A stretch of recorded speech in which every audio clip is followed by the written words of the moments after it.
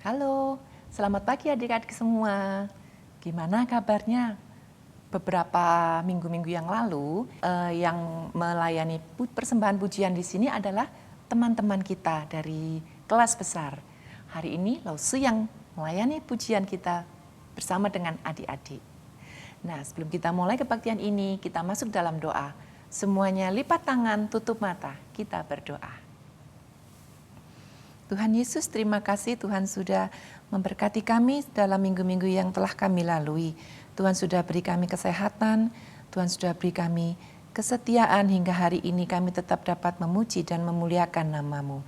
Terima kasih Tuhan Yesus, tolonglah kami supaya kami bisa mengikuti kebaktian ini dari awal hingga akhirnya. Dalam nama Tuhan kami Yesus Kristus, kami berdoa. Amin. Nah, hari ini adalah hari Minggu, hari untuk beribadah. Nah, untuk itu kita nyanyikan bahwa hari ini adalah hari Tuhan. Oke? Kita nyanyikan lagu ini bersama-sama dengan bangkit berdiri.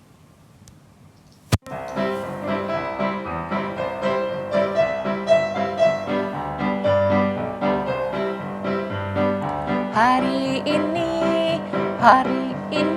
harinya Tuhan, harinya Tuhan. Mari kita bersukaria. Hari ini harinya Tuhan, mari kita bersukaria. Hari ini harinya Tuhan. Bukan hanya hari ini harinya Tuhan, bukan hanya hari Minggu. Kita dalam satu minggu ada berapa hari? 7. Hari Senin, hari Selasa, hari Rabu, Kamis, Jumat, Sabtu, Minggu. Seperti hari ini, hari Minggu. Semua hari adalah hari Tuhan. Kita nyanyikan semua hari, harinya Tuhan. Hari Senin, hari Selasa, harinya Tuhan, harinya Tuhan.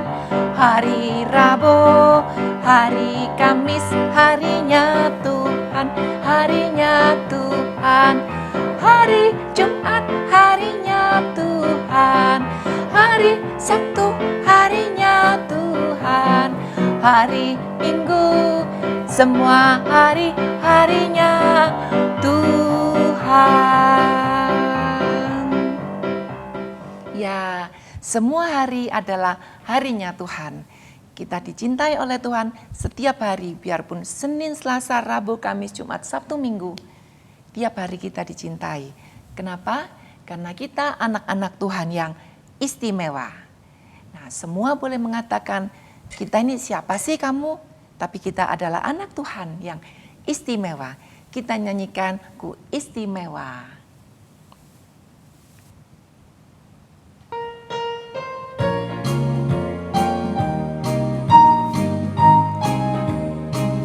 Dunia boleh katakan ku tak berarti. Dunia boleh katakan ku bukan siapa-siapa. Tapi ku hanya dengar apa kata Yesus. Dia katakan ku istimewa, ku istimewa. Yesus mengasihiku, ku istimewa. Berharga di matanya, ku istimewa. Yesus mengasihiku, Dia hadir dalam hatiku dan jadikan ku istimewa. Ya, adik-adik semua, Lausu dan semua teman-teman kita adalah orang yang istimewa. Kita dicintai oleh Tuhan. Walaupun bagaimanapun juga keadaan kita. Kita tinggi, kita pendek, kita gemuk, kita kurus, semuanya dicintai Tuhan. Benar kan? Nah, Seperti juga ada yang cerita di Alkitab, ada orang yang pendek, yang sukanya naik-naik pohon hanya untuk melihat Tuhan Yesus. Adik-adik tentu tahu kan siapa dia? Ya, dia adalah Sakeus. Ada orang naik-naik pohon, orangnya pendek. Dia mau melihat Yesus, namanya Sakeus. Nah, tahu kan ya, ada orang naik-naik pohon, orangnya pendek, namanya Sakeus. Kita ulangi lagi. Ada orang naik-naik pohon, orangnya pendek. Dia mau melihat Yesus, namanya Sakeus. Kemudian Tuhan Yesus melihatnya. Kemudian dia panggil si Sakeus ini. Begini lagunya. Hai Sakeus, turunlah, Yesus memanggilmu. Sakeus bergembira menyambut Yesus di rumahnya. Bisa ya? Kita nyanyikan lagu ini dari depan. Ada orang naik-naik pohon, orangnya pendek. Dia mau melihat Yesus, namanya Sakeus. Sakeus, turunlah, Yesus memanggilmu. Sakeus bergembira menyambut Yesus di rumahnya. Sakeus, turunlah, Yesus memanggilmu. Sakeus bergembira menyambut Yesus di rumahnya. Menyambut Yesus di rumahnya. Menyambut Yesus di rumahnya. Ya, Sakeus turun dari pohon dan menyambut Yesus di rumahnya. Sekarang kita mau mendengarkan firman Tuhan. Silakan adik-adik mempersiapkan Alkitabnya masing-masing.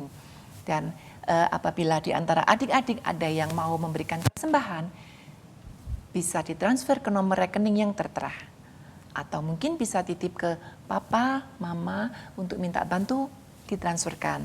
Atau boleh juga apabila ada kesempatan lewat, boleh dititipkan ke kantor gereja. Selamat mendengarkan firman Tuhan. Selamat pagi adik-adik yang dikasihi Tuhan. Kita bertemu kembali dan hari ini Lause akan kembali bercerita tentang Sakeus, ya. Lause ingat beberapa waktu yang lalu Lause sudah cerita sesungguhnya tentang bagaimana Sakeus bertemu dengan Tuhan Yesus. Dan kali ini kita akan melihat dari sudut yang lain bagaimana Sakeus itu dari seorang yang berdosa setelah bertemu dengan Tuhan Yesus, dia menjadi seorang yang melayani Tuhan, yang hidupnya diubah oleh Tuhan Yesus. Kita berdoa dulu sebelum kita merenungkan firman Tuhan.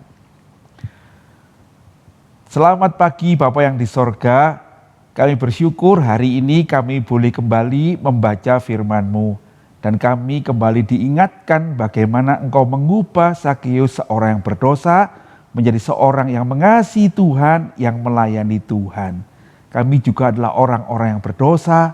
Tuhan, ubahlah kami dan pakailah hidup kami memuliakan nama-Mu, dan kiranya kami beroleh sukacita ketika kami menjadi pengikut-Mu, menjadi orang Kristen, menjadi murid-murid Tuhan, dan kiranya hidup kami juga menjadi kegembiraan bagi orang-orang di sekitar kami karena Tuhan mengubah hidup kami.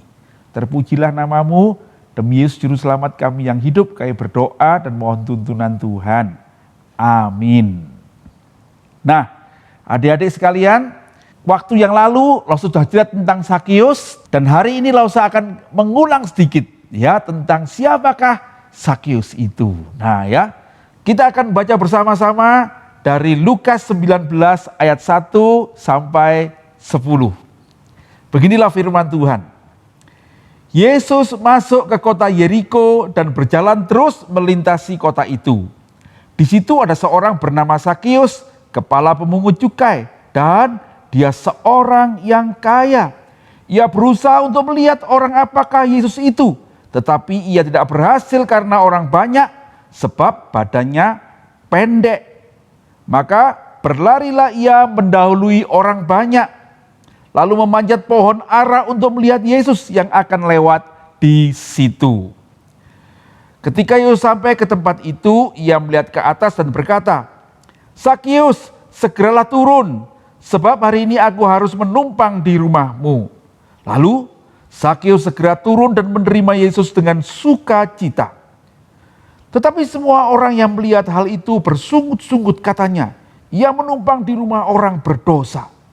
Tetapi Sakius berdiri dan berkata kepada Tuhan, "Tuhan, setengah dari milikku akan kuberikan pada orang miskin, dan sekiranya ada sesuatu yang kuperas dari seseorang, akan kukembalikan 4 kali lipat." Kata Yesus kepadanya, "Hari ini telah terjadi keselamatan kepada rumah ini, karena orang ini pun anak Abraham. Sebab Anak Manusia datang untuk mencari dan menyelamatkan yang hilang." Berbahagialah kita sekalian yang baca firman Tuhan, menyimpan dalam hati dan melakukannya di dalam hidup kita. Nah, lalu saya akan mengulang sedikit ya dari cerita Sakius ini. Siapakah Sakius? Firman Tuhan mengatakan Sakius adalah kepala pemungut cukai. Ya, dia tinggal di kota Yeriko dan firman Tuhan mengatakan dia seorang yang kaya. Ya, tetapi kalau kita membaca pada bagian ini, kita menemukan nampaknya Sakius tidak disukai orang. Kenapa? Sekalipun dia kaya, sekalipun dia punya jabatan, tetapi dia tidak disukai orang karena dia pemungut cukai. Kenapa orang tidak suka pemungut cukai? Karena pemungut cukai itu memungut pajak dari rakyat untuk orang Romawi. Nah ya, sehingga dianggap para pemungut cukai ini adalah teman-temannya penjajah orang Yahudi, orang-orang Romawi. Nah, Sakius ini termasuk pemungut cukai itu. Bahkan dia adalah kepala pemungut cukai di kota Yeriko. Orang Yahudi tidak senang, sekalipun Sakius juga adalah seorang Yahudi. Ya, saking tidak senangnya, anak-anak ya kita tahu bukan, Sakius itu waktu mendengar Tuhan Yesus mau masuk kota Yeriko dan dia mau melihat Tuhan Yesus, tidak ada orang kasih jalan dia, sehingga dia berusaha jinjit-jinjit untuk lihat Tuhan Yesus, tapi dia terhalang. Karena apa? Firman Tuhan mengatakan karena badannya pendek. Ya, nah sehingga Sakius akhirnya harus naik pohon ara. Ya, pemungut cukai ini mungkin umurnya sudah tua, harus naik pohon supaya bisa melihat Yesus dari atas. Ya, Sakius tahu enggak kalau dia enggak disenangi orang? Tahu. Ya, sedih enggak hatinya? Sedih. Tetapi dia enggak peduli lagi. Ya, dia enggak peduli, dia enggak disenangi orang. Dia pokoknya mau lihat Tuhan Yesus, gitu ya. Dan kemudian dia cuma berharap bisa lihat Tuhan Yesus lewat. Dan kemudian, oh itu toh orang yang terkenal itu ya. Waktu itu Tuhan Yesus sangat terkenal. Nah, orang banyak itu bukan hanya menghalangi Sakius untuk melihat Yesus sebetulnya. Tetapi orang banyak itu sudah memberikan cap kepada Sakius. Yaitu apa?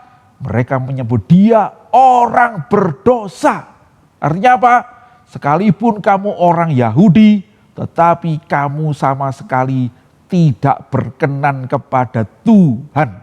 Nah begitu ya, kamu orang berdosa.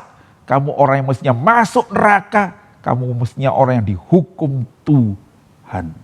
Nah, tetapi kita membaca dari cerita ini bukan? Ketika Tuhan Yesus sampai di bawah pohon, di mana Sakius itu berusaha melihat dia, Tuhan Yesus melihat ke atas. Dan tidak sama dengan orang-orang yang tidak senang pada Sakius, yang menghalangi dia datang pada Yesus. Yesus justru memanggil Sakius. Tuhan berkata, "Sakius, segeralah turun, sebab hari ini aku harus menumpang di rumahmu. Oh, Tuhan Yesus bukan cuma menyuruh Sakius turun, bukan cuma dia mengenal nama Sakius, tapi Tuhan Yesus berkata, Sakius, aku mau datang ke rumahmu. Karena itu ya, Sakius senang sekali. Orang banyak tidak senang pada dia. Dia tidak diperdulikan orang banyak karena dia dianggap orang berdosa. Tetapi ketika Tuhan Yesus datang, Tuhan Yesus mengenal Sakius orang berdosa itu. Bukan cuma mengenal, tapi Tuhan Yesus berkata, aku mau datang ke rumahmu. Aku mau makan bersama-sama dengan engkau. Nah, adik-adik sekalian, Sakius itu orang berdosa, tetapi Tuhan Yesus mengasihinya. Kita bagaimana? Kita juga orang berdosa, ya. Apakah Tuhan Yesus mengasihi kita? Ya. Ya, di kayu salib Tuhan Yesus menebus dosa-dosa kita. Tuhan Yesus mati karena Dia mengasihi kita orang berdosa. Dia mati untuk menanggung hukuman kita, ya. Dan seperti Dia berkata kepada Sakius, sesungguhnya Tuhan Yesus juga berkata kepada kita, saya mau masuk hatimu, saya mau menumpang di rumahmu, saya mau tinggal denganmu. Adik-adik sekalian, kalau Sakius bersuka cita, kita bagaimana kalau mendengar Tuhan Yesus berkata, hatimu? Saya mau datang untuk makan di rumahmu, saya mau masuk hatimu. Kalau kita orang yang sungguh betul, kita akan berespon seperti Sakius. Kita akan berkata, Tuhan masuklah dalam hatiku.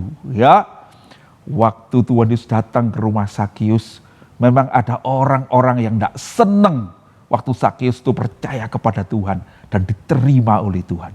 Sehingga mereka mengatakan, kenapa Tuhan Yesus datang ke rumah orang berdosa? Tetapi Sakius berkata, Tuhan, setengah dari milikku kuberikan pada orang miskin. Dan kalau ada orang yang kuperas, tak kembalikan 4 kali lipat. Apa yang berubah?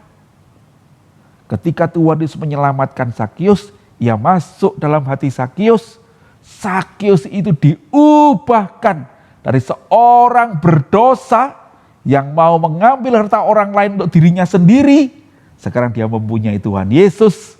Dia menjadi orang yang murah hati. Ya, dia tidak lagi mengambil harta orang lain, tapi dia memberikan hartanya untuk orang lain. Setengah hartaku tak kasih orang lain, orang miskin. Lalu yang kedua, dia mau minta ampun. Dia tidak sombong, tetapi dia berkata, kalau ada orang yang kuperas, saya akan minta maaf. Dan sebagai tanda saya itu menyesal, saya kasih dia 4 kali lipat dari yang dulu tak ambil hartanya itu. Itu menunjukkan apa? Sakius itu berubah, adik-adik ya. Sakius berubah, ya. Dia jadi mengasihi orang miskin. Dia mau meminta maaf atas kesalahannya. Dan yang terakhir, dia membuat tentu orang-orang di sekitar jadi senang, ya. Dia bukan lagi mengambil harta orang, tapi dia memberkati orang, ya. Dia memberi, dia menyenangkan hati orang.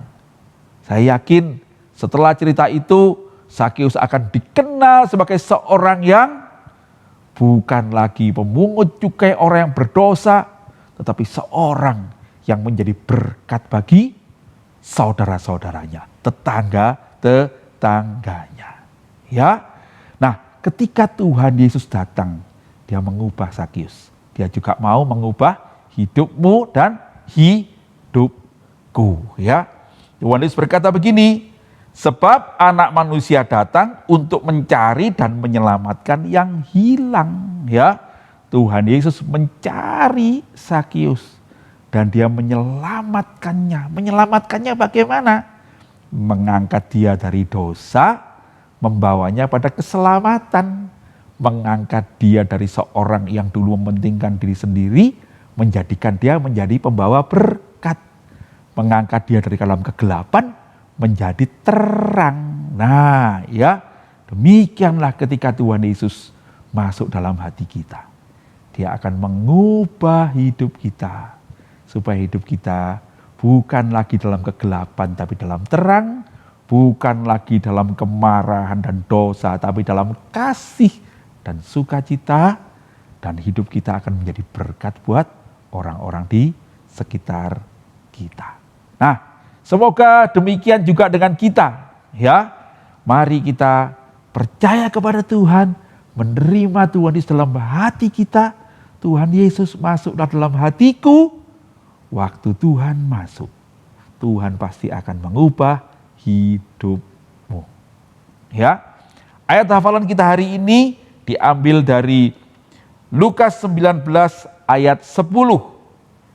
Sebab Anak Manusia datang untuk mencari dan menyelamatkan yang hilang.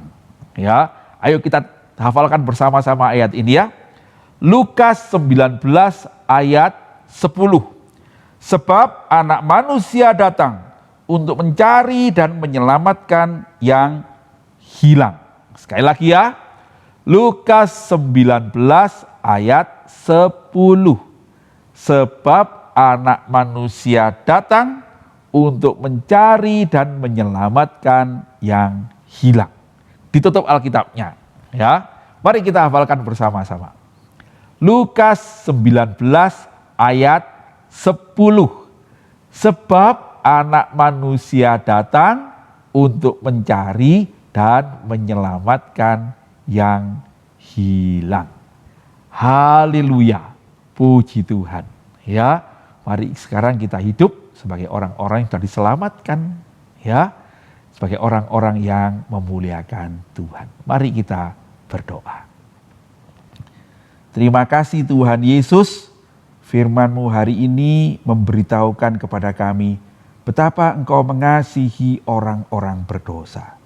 Engkau mengasihi Zakius, Engkau juga mengasihi saya, mengasihi anak-anak semua.